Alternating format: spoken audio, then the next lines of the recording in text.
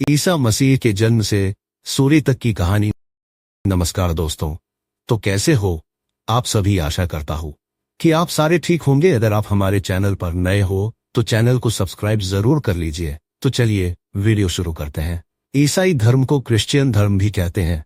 इस धर्म के संस्थापक प्रभु ईसा मसीह है। ईसा मसीह को पहले से चले आ रहे प्रॉफिट की परंपरा का एक प्रॉफिट माना जाता है। इब्रानी में उन्हें यीशु या यीशुआ कहते थे, परंतु अंग्रेजी उच्चारण में यह जेशुआ हो गया। यही जेशुआ बिगड़कर जीसस हो गया। आओ जानते हैं जीसस क्राइस्ट के जीवन की कहानी। ईसा मसीह के जन्म के संबंध में मतभेद है। इस संबंध में हमें 4 सिद्धांत मिलते हैं। पहला, ल्यूक एक्ट के अनुसार उनका परिवार नाजरत गांव में रहता था। उनके माता पिता नाजरत से जब बेथलहेम पहुंचे तो वहां एक जगह पर उनका जन्म हुआ। कहते हैं जब यीशु का जन्म हुआ तब मरियम कुंवारी थी। मरियम योसेफ नामक बढ़ई की धर्म पत्नी थी। जिस वक्त ईसा मसीह का जन्म हुआ उस वक्त परियों वहां आकर उन्हें मसीहा कहा और ग्वालों का एक दल उनकी प्रार्थना करने पहुंचा। यह भी कहा जाता है कि मरियम को यीशु के जन्म के पहले एक दिन स्वर्गदूत गाब्रियल ने दर्शन देकर कहा था कि धन्य है आप स्त्रियों में, क्योंकि आप ईश्वर पुत्र की माता बनने के लिए चुनी गई हैं। यह सुनकर मदर मरियम चकित रह गई थीं। कहते हैं कि इसके बाद सम्राट ऑगस्टस के आदेश से राज्य में जनगणना प्रारंभ हुई, जो सभी लोग यरूशलेम में अपना नाम दर्ज कराने जा रहे थे। यीशु के माता पिता भी नाजरत से वहां जा रहे थे, परंतु बीच बेथलेहम में ही माता मरियम ने एक बालक को जन्म दिया। अगर आपने अभी तक हमारी वीडियो को लाइक और चैनल को सब्सक्राइब नहीं किया तो जरूर कर लीजिए। एक दूसरे सिद्धांत के अनुसार अर्थात मैथ्यू एक्ट के अनुसार ईसा का जन्म तो बेथलहम में हुआ था, परंतु वहां के राजा हेरोड ने बेथलहम में 2 साल से कम उम्र के सभी बच्चों को मारने का आदेश दे दिया था। यह जानकर ईसा मसीह का परिवार वहां से मिस्र चला गया था। फिर वहां से कुछ समय बाद वे नजारत में बस गए थे। गॉस्पेल ऑफ मार्क और गॉस्पेल ऑफ जॉन ने इनके जन्म स्थान का जिक्र नहीं किया है, लेकिन उनका संबंध नाजरत से बताया है। ईसाई धर्म पुस्तक के अनुसार माता मरियम गलीलिया प्रांत के नाजरत गांव की रहने वाली थी और उनकी सगाई दाऊद के राजवंशी यूसुफ नामक बढ़ई से हुई थी। कहते हैं कि विवाह के पूर्व ही वह परमेश्वर के प्रभाव से गर्भवती हो गई थीं। परमेश्वर के संकेत के चलते यूसुफ या योसेफ ने उन्हें अपनी पत्नी स्वीकार कर लिया। विवाह के बाद यूसुफ गलीलिया प्रांत छोड़कर यहूदी प्रांत के बेथलेहम नामक गांव में आकर रहने लगे और वहीं पर ईसा मसीह का जन्म हुआ। परंतु वहां के राजा हेरोद के अत्याचार से बचने के लिए वे मिस्र जाकर रहने लगे थे, और बाद में जब हेरोद का निधन हो गया तो वे पुनः बेथलेहम आए और वहां पर 6 ईसा पूर्व ईसा मसीह का जन्म हुआ और फिर वे वहां से पुनः नाजरेत में बस गए थे। जो भी हो, यह तो सिद्ध होता ही है कि ईसा मसीह के माता पिता नाजरत के रहने वाले थे और बेथलेहम में ईसा का जन्म हुआ था। अब वे बेथलेहम क्यों गए थे, यह रहस्य बना रहेगा कि फिर जब ईसा मसीह लगभग 12 वर्ष के हुए तो यरूशलेम में उन्हें यहूदी पुजारियों से ज्ञान चर्चा करते हुए बताया गया है। ईसा मसीह खुद यहूदी ही थे। पुजारियों से चर्चा के बाद वे कहां चले गए यह कोई नहीं जानता। बाइबल में 13 से 29 वर्ष की उनकी उम्र का कोई जिक्र नहीं मिलता है। हालांकि यह भी कहा जाता है कि कुछ समय बाद ईसा ने यूसुफ का पेशा सीख लिया और लगभग 30 साल की उम्र तक नाजरत में रहकर वे बढ़ई का काम करते रहे। उनकी असल कहानी तब प्रारंभ होती है जबकि वे 30 वर्ष की उम्र में यूहन्ना जॉन नामक संत से बपतिस्मा दीक्षा लेते हैं और फिर वे लोगों को उपदेश देना प्रारंभ कर देते हैं। उनके उपदेश यहूदी धर्म की मान्यताओं से भिन्न होते हैं और जब वे नबूवत का दावा करते हैं तो यहूदियों के कट्टरपंथियों में इसको लेकर रोष फैल जाता है। हालांकि जनता के बीच वे लोकप्रिय हो जाते हैं। जनता यह मानने लगी थी कि यही है वो मसीहा जो हमें रोम साम्राज्य से मुक्ति दिलाएगा। उस वक्त यहूदी बहुल राज्य पर रोमन सम्राट तिबेरियस का शासन था, जिसने पिलातुस नामक एक गवर्नर नियुक्त कर रखा था जो राज्य की शासन व्यवस्था देखता था।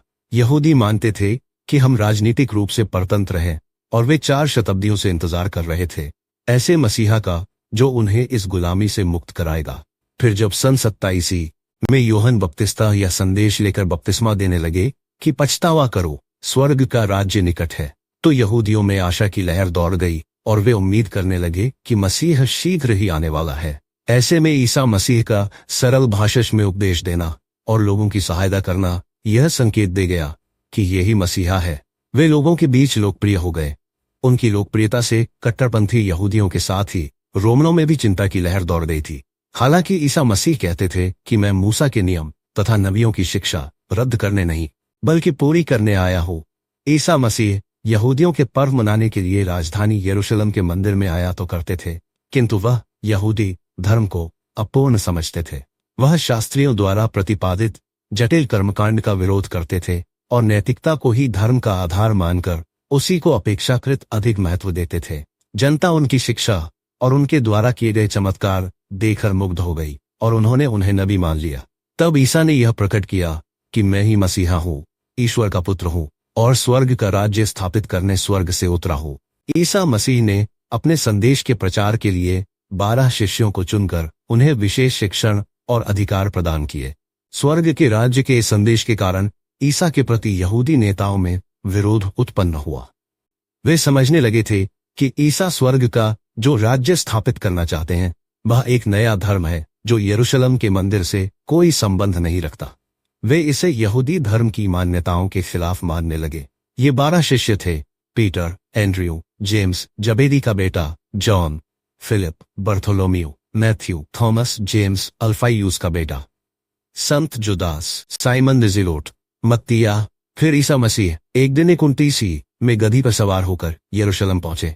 वहां उन्होंने अपने सभी शिष्यों के साथ अंतिम भोज किया और वहीं ईसा मसीह ने संकेतों में समझाया कि उनके साथ क्या होने वाला है। वहीं उन्हें दंडित करने के षड्यंत्र रचा गया। कहते हैं कि उनके एक शिष्य जुदास ने उनके साथ विश्वासघात किया, जिसके चलते उन्हें गिरफ्तार कर लिया गया और फिर यहूदियों की महासभा में उनको इसलिए प्राणदंड का आदेश दिया गया क्योंकि वे ईश्वर का पुत्र होने का दावा करते थे।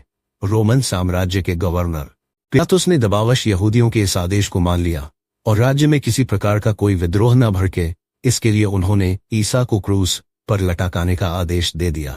ईसा मसीह को क्रूस पर लटकाने के लिए पहले उन्हें कांटों का ताज पहनाया गया, फिर उन्हें भारी भरकम क्रूस उठाने को कहा गया।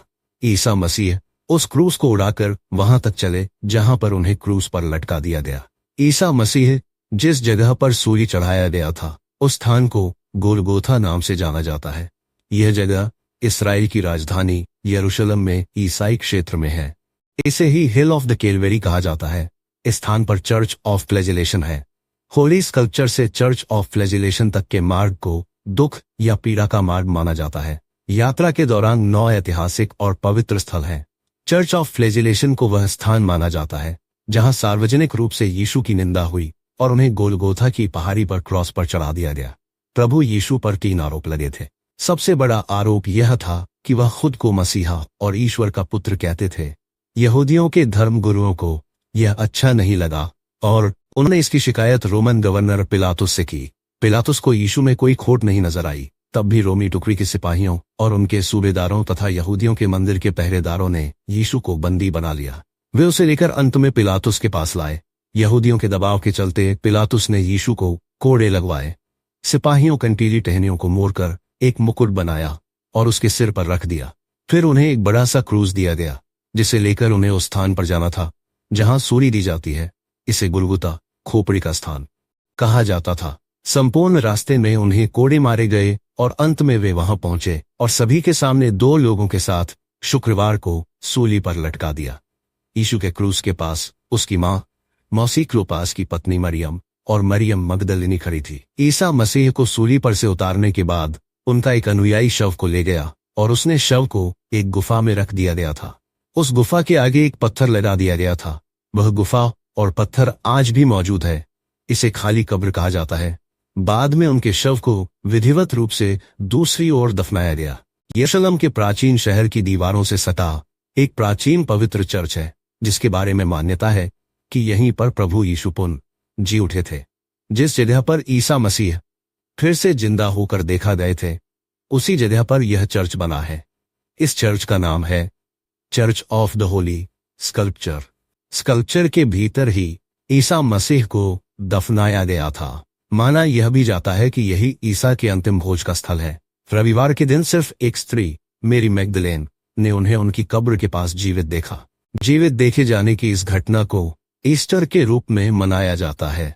बाइबल की मान्यता अनुसार ईसा यह साबित करने के लिए कि वे सचमुच मृतकों में से जी उठे हैं, प्रेरितों को समझाने का कार्य पूर्ण करने और अपनी कलीसिया की स्थापना करने के लिए 40 दिनों तक इस दुनिया में रहे। इसके बाद वे प्रेरितों को जैतून पहाड़ पर ले गए और अपने हाथ उठाकर उन्हें आशीर्वाद देते हुए स्वर्ग की ओर उड़ते चले गए, जब तक कि एक बादल ने उन्हें नहीं ढक लिया। तब 2 स्वर्गदूत दिखाई दिए और उनसे कहा, यही यीशु जिसे दशराज युद्ध के नाम से जाना जाता। इस युद्ध की चर्चा ऋग्वेद में मिलती है। यह रामायण काल की बात है। महाभारत युद्ध के पहले भारत के आर्यावर्त क्षेत्र में आर्यों के बीच दशराज युद्ध हुआ था। इस युद्ध का वर्णन दुनिया के हर देश और वहां की संस्कृति में आज भी विद्यमान है। ऋग्वेद के 7वें मंडल में इस युद्ध का वर्णन मिलता है। इस युद्ध से यह पता चलता है कि आर्यों के कितने कुल या कबीले थे और उनकी सत्ता धरती पर कहां तक फैली थी। इतिहासकारों के अनुसार यह युद्ध आधुनिक पाकिस्तानी पंजाब में परुष्णी नदी रोती बिलखती मगदलिनी ने कब्र में फिर से अंदर देखा, जहां यीशु का शव रखा था। वहां उन्होंने श्वेत वस्त्र धारण किए 2 स्वर्गदूत, एक सिरहाने और दूसरा पैताने, बैठे देखे। स्वर्गदूत ने उससे पूछा, तू क्यों विलाप कर रही है? तब मगदलिनी ने कहा कि वे मेरे प्रभु को उठा ले गए हैं। यह बोलकर जैसी ही वह मुड़ी तो उसने देखा कि वहां यीशु खड़े हैं। यीशु ने मगदलिनी से कहा, मैं अपने परमपिता के पास जा रहा हूं और तुम मेरे भाइयों के पास जा। मरियम मगदलिनी यह कहती हुई शिष्यों के पास आई और उसने कहा कि मैंने प्रभु को देखा है। ऐसा भी कहा जाता है कि यीशु ने कुछ शिष्यों को भी दर्शन दिए। बाइबल यूहन्ना 20:1 यह भी कहती है कि ईसाया की बुक ओल्ड टेस्टामेंट के अनुसार कहते हैं कि यीशु जब गधे के बच्चे पर बैठकर आते हैं यरूशलेम में, तो खजूर की डालियां उठाकर लोग उनका स्वागत किया जाता है, जो यह मान रहे थे कि यह बनी इजराइल के तमाम दुश्मनों को हरा देगा। फिर यीशु जाते हैं टेम्पल माउंट के ऊपर और वे देखते हैं कि टेम्पल की जो आउटर कोर्टयार्ड है उसके अंदर रोमन टैक्स कलेक्टर बैठे हैं, मनी चेंजर्स बैठे हैं और वहां पर हर तरह का कारोबार हो रहा है। यह देखकर यीशु को बहुत दुख होता है कि टेम्पल, पवित्र मंदिर में इस तरह का कार्य हो रहा है। तो वह अपना कबरबंद निकालकर उससे उन लोगों को मार मार कर उन्हें वहां से निकाल देते हैं। बाद में जब रोमनों के गवर्नर को यह पता चला तो वे इसकी सजा के तौर पर यीशु को सूली देने का ऐलान कर देते हैं। बाइबल में उनकी कहानी के कुछ ही किस्से मिलते हैं। पहला उनके पैदा होने की कहानी, दूसरा जब वे 7 साल के थे तब वे एक त्योहार के समय मंदिर में जाते हैं, तीसरा जब वे गधे पर चढ़कर यरूशलेम पहुंचकर यूहन्ना से बपतिस्मा लेते हैं, चौथा जब उनके शिष्यों के साथ वे रहते उपदेश देते हैं, पांचवां जब वे अंतिम भोजन करते हैं और छठा जब उन्हें सूली पर लटका दिया जाता है। अंत में 7वां जब वे फिर से जी उठते हैं। ईसा मसीह ने 13 साल से 29 साल की उम्र के बीच तक क्या किया, यह रहस्य की बात है। अपनी इस उम्र के बीच वे कहाँ थे? 23 वर्ष की उम्र में यरूशलेम लौटकर उन्होंने यूहन्ना, जॉन से दीक्षा ली। दीक्षा के बाद वे लोगों को शिक्षा देने लगे। 3 साल बाद अर्थात 33 साल में उन्हें सूली पर लटका दिया। 33 के बाद वे फिर कभी भी नजर नहीं आए। इसके बाद उनका शेष जीवन काल अज्ञात है, परंतु कई शोधकर्ताओं का मानना है कि वे भारत आ गए थे और वहां पर वे लगभग 100 वर्ष की उम्र तक जीवित रहने के बाद उनका देहांत हो गया था। कश्मीर के श्रीनगर के रौजाबल में उनकी कब्र होने का दावा किया जाता है। धन्यवाद। अगर आपने अभी तक हमारी वीडियो को लाइक और चैनल को सब्सक्राइब नहीं किया तो जरूर कर लीजिए और कमेंट जरूर करें।